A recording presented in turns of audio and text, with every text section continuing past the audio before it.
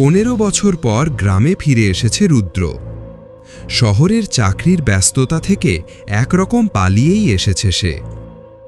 দাদুর মৃত্যুর পর এই বাড়ি অনেক দিন খালি পড়েছিল।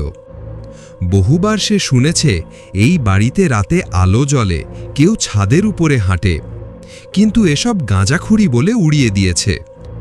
তবুও এই সন্ধ্যাটা ছিল ভিন্ন। ঘরের বারান্দায় বসে রুদ্র চা খাচ্ছিল। হঠাৎ তার দৃষ্টি গেল উঠানের এক কোণে পুরনো জাম গাছটার দিকে। এক মুহূর্তের জন্য মনে হলো কেউ দাঁড়িয়েছিল সেখানে, কিন্তু না, গাছের ছায়া হয়তো। ঠিক তখনই হাওয়ার ঝাপটায় জানালার পাল্লা খুলে পড়ল, আর একটা পুরনো কাগজ উড়ে এসে পড়ল তার সামনে। কাগজটা ছিঁড়ে ছিঁড়ে যাচ্ছে, কিন্তু একটা লাইন স্পষ্ট: যখন সময় আসবে আমি আবার ডাকব। রুদ্র কেঁপে উঠল। এ তো সেই লেখার মতোই যেটা গতরাতে দেখেছিল। রুদ্র মনে করতে চাইল, এই বাড়িতে এমন কিছু ঘটেছিল কি? মা সবসময় বলতেন এই বাড়ির ছাদে যেন সে না যায়। দাদু কখনো ছাদে কাউকে উঠতে দিতেন না। ছেলেবেলায় একবার সে আর তার ছোট খালাতো ভাই শুভ ছাদে উঠতে গিয়েছিল। তখন হঠাৎ দরজা আটকে গিয়েছিল। অনেকক্ষণ কাঁদার পর দাদু এসে দরজা খুলে তাদের নামিয়ে আনেন। তখন দাদুর চোখে রুদ্র ভয় দেখেছিল, কিন্তু এখন সে বুঝতে পারছে সেটা শুধু রাগ ছিল না, ছিল এক আতঙ্ক। রুদ্র সিদ্ধান্ত নিল আগামীকাল সে ছাদে উঠবে। এবার সে সত্যিটা জানবেই। রাত তখন 2:45। ছাদ থেকে ভেসে আসছে ধাতব কিছু টেনে নেওয়ার শব্দ, যেন কেউ লোহার চেন টেনে নিয়ে যাচ্ছে। রুদ্র চুপচাপ উঠে দাঁড়াল, টর্চ হাতে নিল। দরজাটা খোলার সময় জানালার কাঁচে একটা মুখ দেখা গেল, স্তব্ধ, সাদা, চোখের নিচে কালি, কিন্তু সে মুহূর্তেই অদৃশ্য। সে দ্রুত ছাদে উঠল। ঝাপসা আলোয় সে দেখল ছাদের এক কোণে পুরনো কাঠের বাক্স, তার ওপর ধুলো মাখা কাপড়, পাশে একটা ছোট্ট পাথরের প্রতিমূর্তি, দুর্গার, কিন্তু মুখ ভাঙা। বাক্সের ওপর খোদাই করা ছিল মীরা।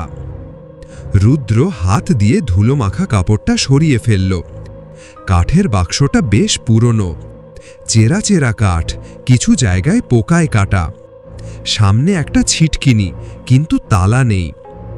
বাক্সটা খোলার মুহূর্তে হালকা একটা গন্ধ এলো, মাটি আর পুরনো কাগজের গন্ধ, কিন্তু তার সঙ্গে এক অজানা কাঁচা গন্ধও মিশেছিল, যা রুদ্রের নাক চিনতে পারল না। শুধু মনে হলো ভয় লাগে এই গন্ধে। বাক্সের ভেতরে 3টে জিনিস: একটা পুরনো ফটো অ্যালবাম, রক্তচাপ লাগানো একটি সাদা শাড়ির ভাঁজ, আর একটা ছোট্ট চিরকুটের মতো কাগজ। রুদ্র প্রথমে অ্যালবামটা তুলল। ধুলো ঝেড়ে খুলতেই দেখা গেল কিছু সাদা কালো ছবি। প্রথম পাতায় লেখা 1974 পুজোর দিন। ছবিতে দেখা যাচ্ছে তার ঠাকুরদা, ঠাকুমা, পিসিমা আর এক অচেনা তরুণী। গলায় লাল ফুলের মালা, মুখে চাপা হাসি, চোখে অদ্ভুত এক শূন্যতা। তার নিচে হাতে লেখা মীরা, আমাদের নতুন সদস্য। রুদ্র চমকে উঠল।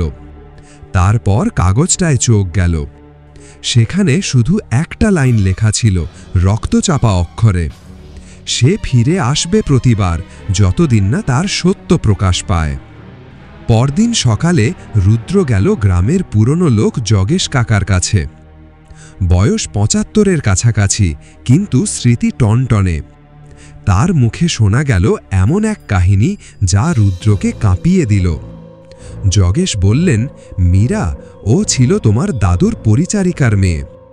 ওকে দাদু কলকাতা থেকে আনিয়েছিলেন পড়াশোনা শেখাতে। মেয়েটা ছিল বড্ড চুপচাপ, কিন্তু চোখে ছিল এক অদ্ভুত আকর্ষণ।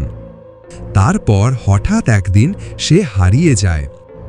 কেউ জানে না সে কোথায় গেল।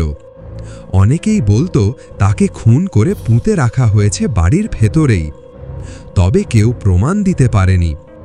তোমার ঠাকুমা তার পরের বছরই মারা যান আর পিসিমা পাগল হয়ে যায়। রুদ্রের শিরোদাঁড়া দিয়ে ঠান্ডা একটা স্রোত বয়ে গেল। তার পরিবারের ইতিহাসের এতটা অন্ধকার সে কোনোদিন জানত না। রাত্রে ঘরে ফিরেই রুদ্র খেয়াল করল তার ঘরের পুরনো আয়নাটা যেন অন্যরকম। আয়নাটার এক কোণ চেঁচিয়ে গেছে আর ভেতর থেকে হালকা আলো আসছে। সে ধীরে ধীরে আয়নাটার পেছনে হাত রাখল।